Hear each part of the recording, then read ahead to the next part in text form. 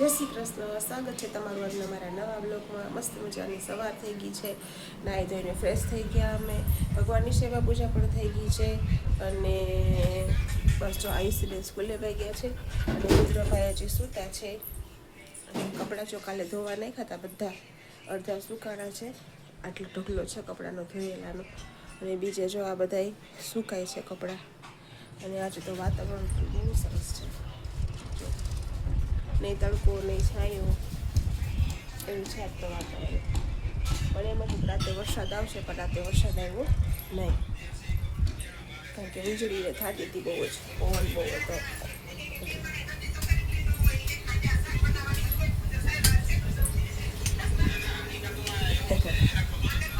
જય શ્રી કૃષ્ણ। જય શ્રી કૃષ્ણ। શું કરો છો? ડાયાબિટીસના પેશન્ટ માટે ગોળવાળી ચા બનાવું એવું તમને સારું આપણે સામે બધાને પૂછવાનું કેવું તમને સારું તો મને સારું મને રાતે પગ બહુ દુખતા હતા, પછી રુદ્રને કીધું કે હમણાં પગ દાબી દીધો, રુદ્રે પગ દાબી હોતા નહોતા રાતે મોડા હોતો પાછા ત્યાં જઈને હોવાનો વારો ન આવે, ભાઈને ઉઠાડો રુદ્રને, હાલો બસ જોઈને જ ઉઠાડું છું, રુદ્રભાઈને ઉઠાડીને એને નવા ધોવાનું કર્યું ને યુનિફોર્મને કાઢો પહેલાં, પછી ઉઠાડો ગાડી, પહેલાં યુનિફોર્મનું જ કહેશે। સરસ, ચાલો તો આજે શું છે આપણે મેનુ? મગભાત કઢી એક, ચાલો તો આપણે ચા બનાવી લો, પછી ચા પી લઈએ આપણે, ચા પીને પછી રોટલી બાંધીએ આપણે। ચાલો 11:10 કમ છે અને રુદ્રભાઈ જાય છે સ્કૂલે। રુદ્રભાઈ જય શ્રી કૃષ્ણ। તારું ફેસ કેમ મને ચાખો લાગે છે? કે મારું ફેસ નાસ્તો બોક્સ વોટર બેગ આવી ગઈ, સ્કૂલ બેગ ના રેડી, ચોપડા બધું હે? ઓકે બાય, જય શ્રી કૃષ્ણ। હા હું જો પેલા હું ના કરીશ।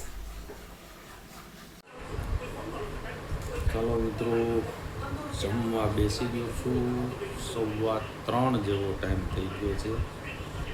જમવામાં તો કંઈ ખાસ નથી, કેળા ખાઉં છું અને આ તલપાક ખાઉં છું। મેડમ પડી ગયા છે બીમાર, પેટમાં દુખે છે, ઠંડી આવે છે મેડમ।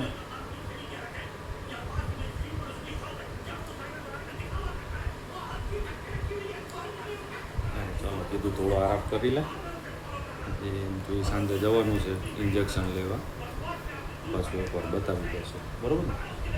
એવું લાગે ફેર પડ્યો થોડો, સારું આરામ કરી દો, સારું ચાલો પછી મળીએ, રુદ્રના આયુષ્ય આવી જાય પછી। તો ભાઈ આજે અમારે રોટલીનું કામકાજ સંભાળી લીધું છે છોટી પિન્ટુ। હાય, સેજલબેન આવી ગયા છે એને હેલ્પમાં।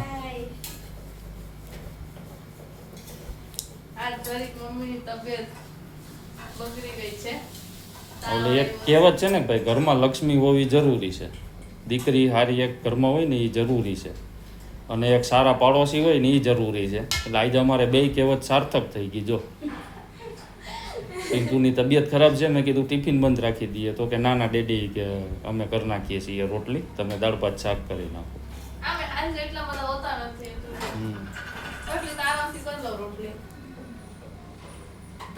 અને અમુક અભાગ્યના નસીબમાં દીકરીઓ છે જ નહીં બેટા? હા તો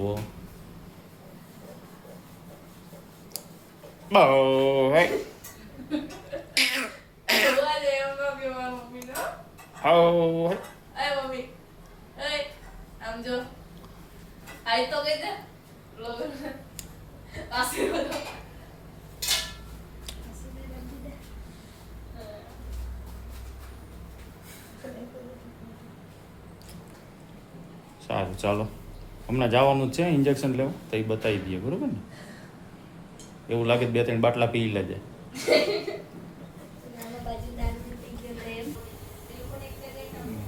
ભાત મૂકી દીધા છે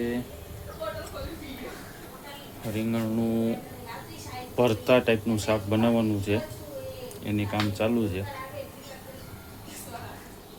વાતાવરણ અહીં છે મસ્ત પવન સાથેનું જોરદાર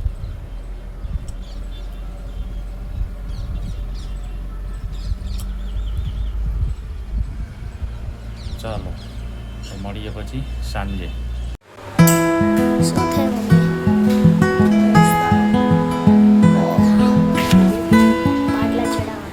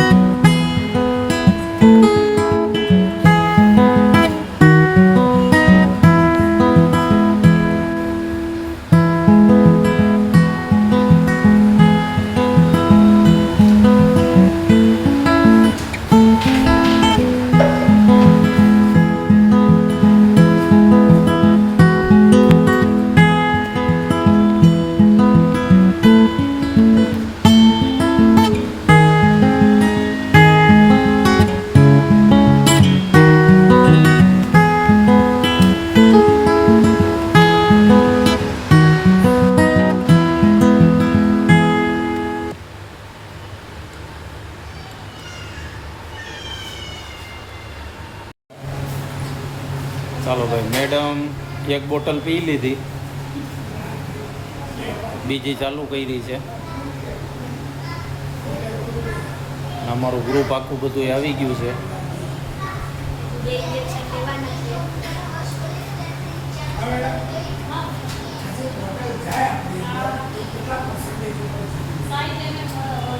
હજી તો આ બધું પેન્ડિંગમાં પડ્યું છે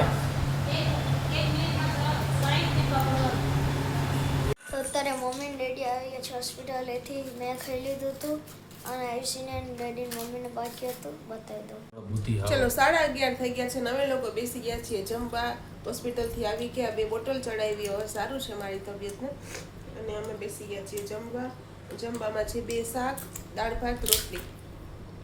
ચલો જમી લે, જમીને પછી પાછા આપણે મળીએ. 12:20 જેવો સમય થઈ ગયો છે. જમીને ફ્રી થઈ ગયા, કામ બધું પતી ગયું. તો આયુષ્ય બધું કામ બિચારીએ કર્યું સવારથી સાંજ સુધીનું. સાંજે રોટલી ટિફિન બધું એને જ કરવા લાગ્યું. આજ તમારો દીકરો થાકી ગયો. મને મજા ના હોય ને તો એની લેફ્ટ લેવાઈ જાય નહીં.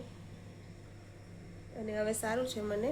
તો હું કરું છું મારા બ્લોગનો એન્ડ. તો તમને આજનો મારો બ્લોગ કેવો લાગ્યો એ લાઈક કરજો, શેર કરજો, કોમેન્ટ કરજો. અને જો મારી ચેનલમાં નવા હો તો સબસ્ક્રાઈબ કરવાનું ના ભૂલતા. તો મળીશું કાલે નવા બ્લોગ સાથે, નવી ઉર્જા, નવી એનર્જી સાથે. ત્યાં સુધી ગુડ નાઇટ, જય શ્રી કૃષ્ણ.